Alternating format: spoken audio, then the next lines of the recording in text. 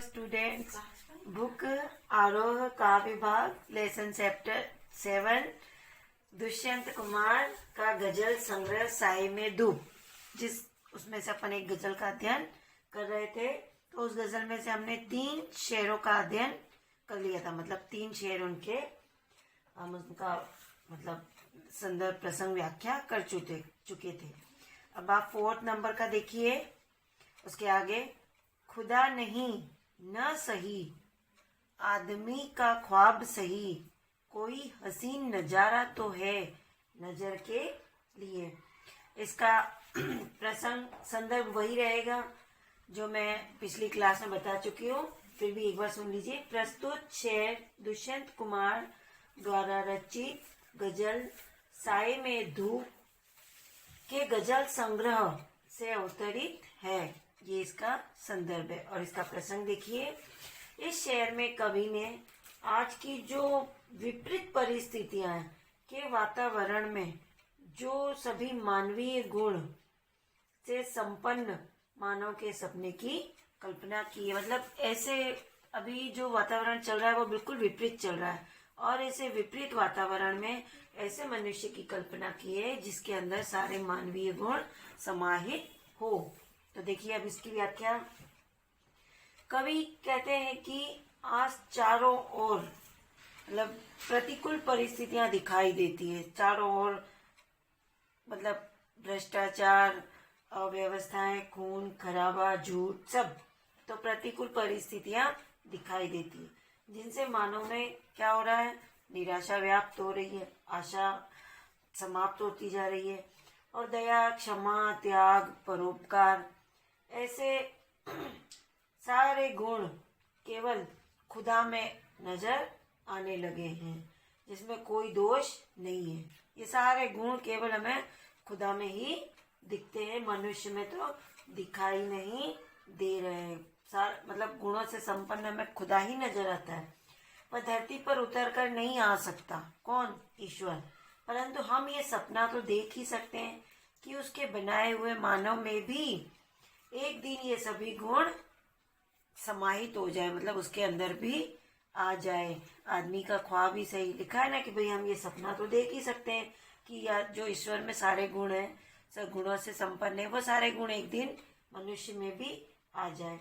निराश मानव के लिए तो एक आशा की किरण ही काफी होती है। मनुष्य अब इन सारी अव्यवस्थाओं से क्या हो गया है, निराश हो गया है, आशाहीन हो गया है, पर आशा की एक किरण उसके अंदर अभी भी है।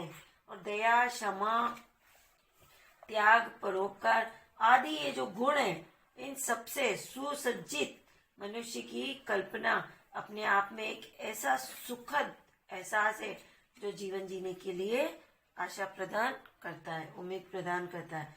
आदमी के लिए आज के भ्रष्टाचार, बेईमानी के विपरीत वातावरण में यह खूबसूरत सपना ही जीने का सहारा है। कुल मिला के ये कि ऐसी विपरीत परिस्थितियों में हमें एक संपूर्ण मतलब सारे गुणों से संपन्न मनुष्य का सपना देखना ही हमारे लिए एक जीने का सहारा है।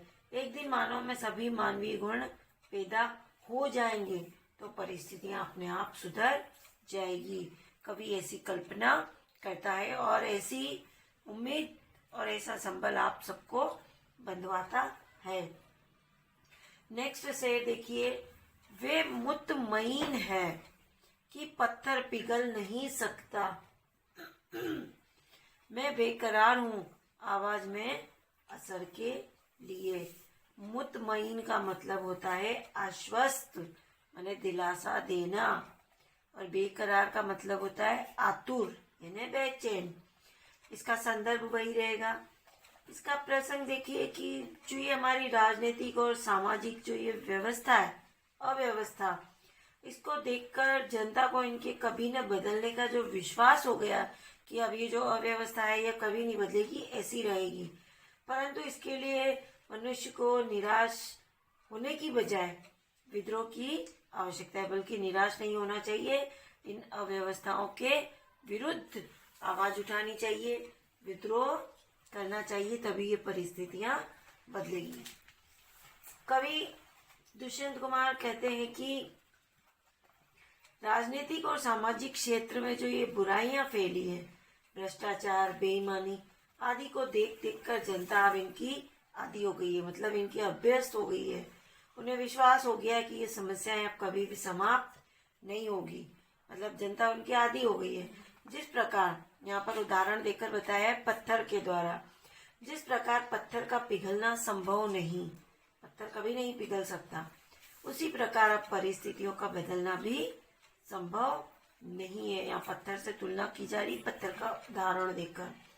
कवि कहता है कि मैं बेचैन हूँ कि परिस्थितियां बदल सकती है, परंतु शर्त यह है कि आवाज में असर हो, मतलब आप जो आवाज उठाए, विद्रोह की जो आवाज हो, उसमें जोश हो, उसमें असर हो। कहने का तात्पर्य यह है कि समस्याओं के समाधान के लिए विद्रोह भरे स्वर की आवश्यकता है। समस्याओं का विरोध कर उन्हें अस्वीकारने की जरूरत है, न कि उनके साथ रहकर जीवन जीने की आदत डालने की, कि भाई जो परिस्थितियां बन गई हम उनके आदी बन गए तो हमें ऐसे में ही जीवन जिए जाए कि अब क्या होगा, ऐसी चलो अपने आप को भी ऐसे में ही डाल लो। लेकिन डालने की आवश्यकता नहीं है, बल्कि उन समस्याओं का विरोध कर उन्हें अस्वीकार करने की जरूरत है। जो जनता पर अत्याचार करता है उसके विरोध में जनता को आवाज अवश्य उठानी चाहिए, तभी परिवर्तन हो सकेगा। मैंने आपको काव्य सौंदर्य के लिए वो सब चीजें बता दी थी कि भाई शांत रस है, प्रसाद गुण है और संगीतात्मक शैली है। चलिए नेक्स्ट वाला शेर देखिए। तेरा निजाम है सील दे जुबान शायर की, ये एहतियात जरूरी है इस बहर के लिए।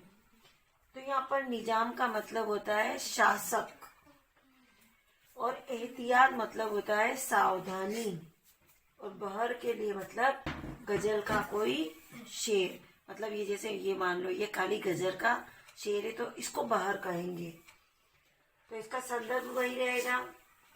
प्रसंग देखिए कि कवि आज के समाज में फैली बुराइयों को देखकर दुखी है। वे इसके खिलाफ आवाज उठाने चाहते हैं, पर वे जनता की उनकी आवाज को दबा दिया जाता है। वे जानते हैं कि उनकी आवाज को दबा दिया जाएगा। तो देखिए कवि कहता है कि राजनीतिक सामाजिक अव्यवस्था के लिए जनता की ओर से आवाज उठाते हैं, उनकी आवाज को दबाने के प्रयास किए जा रहे हैं। कवि उठा रहे हैं स्वयं जनता की तरफ से, इसलिए वे कह उठते हैं कि हे शासक। अब वो शासक को संबोधित करते हुए कहते हैं कि हे शासक, तेरा राज्य है, तू चाहे तो शायर की आवाज को सिल सकता है, मतलब बंद कर सकता है। शासक की इच्छा से विद्रोह के स्वर को दबाया जा सकता है। वे जिसका शासक है वो अपनी इच्छा से कुछ भी कर सकता है, किसकी भी आवाज को दबा सकता है, बंद कर सकता है। जैसे गजल के, अब इसमें गजल का उदाहरण दिया जा रहा है, जैसे गजल के छंद के लिए बंधन की सावधानी जरूरी है। अब ये गजल के जो छंद है इनके लिए एक सीमा है, क्राइटेरिया फिक्स किया गया है, इनके लिए एक बंधन रखा गया है, तो इनकी बंधन की सावधानी जरूरी है। वैसे ही शासक भी अपने राज्य को कायम रखने के लिए आवाज को दबाने की सावधानी रखने का तरीका अपनाएगा। शासक की पूरी कोशिश रहेगी कि अकेले व्यक्ति की आवाज को दबा लिया जाए तो विद्रोह का स्वर उठेगा ही नहीं और उसका शासन चलता रहेगा। कवि ये कहना चाहता है कि एक अकेले व्यक्ति की आवाज को तो दबा दिया जाता है, इसलिए हमें जो ये विद्रोह की आवाज उठानी है ये हमें सबको मिलकर उठानी है। एक अकेले से परिवर्तन नहीं आएगा, इन अव्यवस्थाओं में सुधार नहीं होगा। कहने का मतलब ये है कि कवि ने शायर की आवाज सिल सकता है, ऐसा कथन क्यों कहा? तो ऐसे कथन का प्रयोग इसलिए किया है क्योंकि शासक वर्ग उसकी आवाज को दबाने का प्रयत्न जरूर करेगा। आपको पता है कि जो मतलब संपन्न होते हैं, जिनके पास पावर होती है, वो निम्न वर्ग की लोगों की या ऐसे लोगों की आवाज दबाने की कोशिश करता है। यहाँ इस वाले शेर में रूपक अलंकार का प्रयोग हुआ है, लक्षणा शब्द शक्ति का भी प्रयोग हुआ है। चलिए अब नेक्स्ट देखिए, जिए तो अपने बगीचे में गुलमोहर के तले, मरे तो घेर की गलियों में गुलमोहर के तले। यहाँ पर तले यानी नीचे होता है और घेर यानी पराई। गुलमोहर एक पेड़ का नाम है, एक वृक्ष का नाम है गुलमोहर। तो देखिए, इसमें कवि सामाजिक अव्यवस्था से परेशान आम आदमी के मन की इच्छा को इस शेर के माध्यम से व्यक्त करता है। कहता है कि अपना जीवन जीते हुए यदि हम रहे तो सदा अपने ही घर, अपने ही देश रूपी बगीचे में, मतलब अपने देश को बगीचा कहा है, यहाँ पर रूपक अलंकार का प्रयोग किया गया है। और अपने ही देश रूपी बगीचे में गुलमोहर रूपी बुजुर्गों, मतलब बुजुर्गों को गुलमोहर एक वृक्ष का नाम है और गुलमोहर की छत्र छाया में, तो कहने का मतलब बड़े बुजुर्गों की छत्र छाया में और अपनी ही छाया में रहें।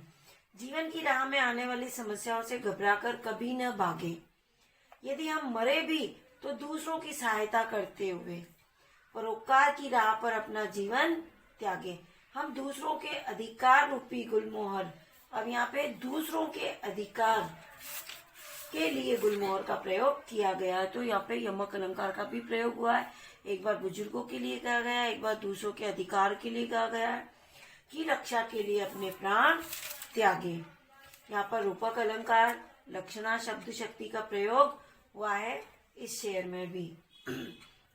तो देखिए, कुल मिला के इस पूरी गजल में कवि हमारे देश में राजनीतिक सामाजिक अव्यवस्था से परेशान आम आदमी के मन की इच्छा को इस गजल के माध्यम से अभिव्यक्त करते हैं और वो ये कहना चाहते हैं कि विद्रोह की आवाज एक अकेले व्यक्ति के बस का नहीं है। उसे शासक अपनी पावर से उसकी आवाज को दबा सकता है। इसलिए आपको सभी को मिलकर इन अव्यवस्थाओं के खिलाफ आवाज उठानी चाहिए। अब देखिए, इनके क्वेश्चन आंसर्स देखिए आप। इस पूरी गजल का आपको व्याख्या करनी है, दो शेर की अलग अलग ही करनी है। तो देखिए, अब क्वेश्चन आंसर देखिए। आखिरी शेर में गुलमोहर की चर्चा हुई है, क्या उसका आशय एक खास तरह के फूलदार वृक्ष से है या उसमें कोई सांकेतिक अर्थ निहित है? तो देखिए, निश्चित रूप से गुलमोहर ग्रीष्म ऋतु में लहलहाने वाला फूलदार वृक्ष है। एक ये वृक्ष है जिसमें फूल आते हैं अच्छे अच्छे रेड कलर के, पर कवि ने इसके द्वारा सांकेतिक अर्थ को प्रकट किया है। यह घना छायादार पेड़ अपने घर, नगर और देश का प्रतीक है, जो हमारे जीवन का आधार है। यह परायों के सुखों और जीवन का भी प्रतीक है। हम अपना जीवन जीते हुए दूसरों के जीवन को सुखमय बनाएं, ऐसा कवि चाहता है। यह वेरी आईएमपी क्वेश्चन है।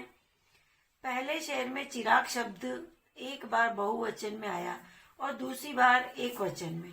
अर्थ एवं काव्य सौंदर्य की दृष्टि से इसका क्या महत्व है? तो देखिए, पहले शेर में चिरागा ये बहुवचन है और जो हर घर को सरकार की ओर से दिए जाने वाली सुख सुविधाओं का द्योतक है।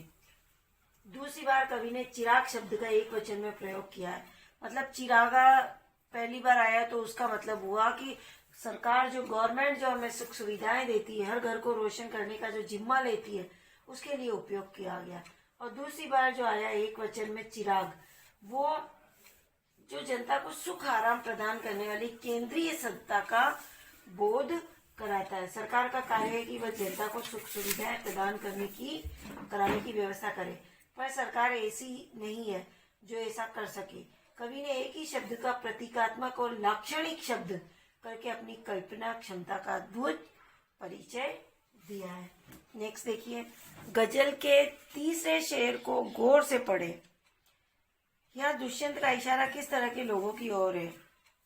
तो देखिए, कवि ने इस शेर में उन लोगों की तरफ संकेत किया है जो किसी भी स्थिति को सहज रूप से स्वीकार कर लेने को तैयार है, मतलब परिस्थितियों के अनुकूल अपने आप को डाल लेने को तैयार है। अन्याय होने पर भी वे विरोध का स्वर ऊंचा नहीं करते, बल्कि उस अन्याय को अपना भाग्य मान लेते। ऐसे लोगों की ओर संकेत किया है।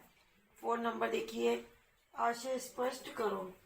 तो तेरा निजाम है सिल दे जुबान शायर की, ये एहतियात जरूरी है इस बहर के लिए। ये तो अभी अपन ने इसका अर्थ पढ़ा ही है, फिर भी देख लीजिए कि अन्याय करने के लिए सरकार का विरोध करता है। जो व्यक्ति होता है शायर, वो अपने भावों को प्रकट करता है कि अन्याय करने के लिए सरकार का विरोध करता है, जनता को जागरूक बनाता है। इसलिए शायर को भय है कि सरकार उसकी जुबान को सील देगी। किसकी जुबान को? शायर की जुबान को, क्योंकि लोगों को जागरूक शायर कर रहा है। सदा के लिए शांत कर देगी। छंद के बंधन की जो आवश्यकता गजल की होती है, वैसा ही भय सरकार को भी डराता है, इसलिए वह किसी भी स्थिति को उत्पन्न कर सकती है। ये इसका आशय है मेन। अब देखिए इसके आगे के क्वेश्चंस, ये सारे क्वेश्चन आंसर्स आपको कॉपी में करने हैं। दुष्यंत की इस गजल का मिजाज बदलाव के पक्ष में है, इस कथन पर विचार कीजिए। ये कोई इतना आवश्यक नहीं है, इसको रहने दीजिए। हमको मालूम है जन्नत की हकीकत, लेकिन दिल के खुश रहने को गाली भी एक ख्याल अच्छा है। दुष्यंत की गजल का चौथा शेर पढ़े कि बताएं कि गालिब के उपयुक्त शेर से वह किस तरह जुड़ता है। तो इसका चौथे शेर मनुष्य जीवन के सुखों के बारे में सोचता है। चौथा ये, न खुदा न सही आदमी का ख्वाब सही। तो मनुष्य जीवन के सुखों के बारे में सोचता है, भगवान का भरोसा कर स्वर्ग के सुखों की कल्पना करता है, कोरे सपनों के सुख से मन बहलाना चाहता है। गालिब भी जन्नत की हकीकत को समझते हैं और दुष्यंत भी इसे जानते हैं, पर वास्तविकता को समझते हुए वे दोनों कल्पना के एहसास से इकट्ठी की हुई प्रसन्नता के महत्व को भी जानते हैं। पर पल भर की काल्पनिक सुख ही तो जीने की इच्छा को बढ़ाता है। इस धरती की कठोरता स्वर्ग के सुख आम आदमी को प्रदान नहीं कर पाते, फिर भी उसे क्षणिक आह्लाद तो अवश्य प्रदान कर देती है, यानी प्रसन्नता तो अवश्य प्रदान कर देती है। नेक्स्ट देखिए, यहाँ दरख्तों के साए में धूप लगती है। यह वाक्य मुहावरे की तरह प्रयोग अलग अलग परिस्थितियों में अर्थ दे सकता है। मसलन यह ऐसी अदालतों पर लागू होता है जहाँ इंसाफ नहीं मिल पाता। कुछ ऐसी परिस्थितियों की कल्पना करते हुए निम्नांकित अधूरे वाक्यों को पूरा कीजिए। तो देखिए आप पूरे अधूरे वाक्य। अब देखिए इन वाक्यों को ऐसे पूरे करना है जैसे यह ऐसे नाते रिश्तों पर लागू होता है। अब इसके आगे आप लिखेंगे कि जहाँ बड़े बूढ़े छोटों की परवाह नहीं करते हैं। यह ऐसे विद्यालयों पर लागू होता है जहाँ विद्यार्थियों को ज्ञान और मार्गदर्शन नहीं मिल पाता है। यह ऐसे अस्पतालों पर लागू होता है जहाँ मरीजों की हालत उचित देखभाल न होने से खराब हो जाती है।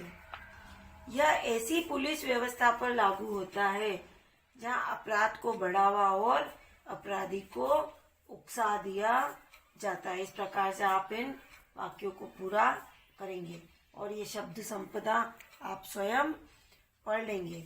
अब ये चैप्टर आपका दुष्यंत कुमार का समाप्त होता है। धन्यवाद।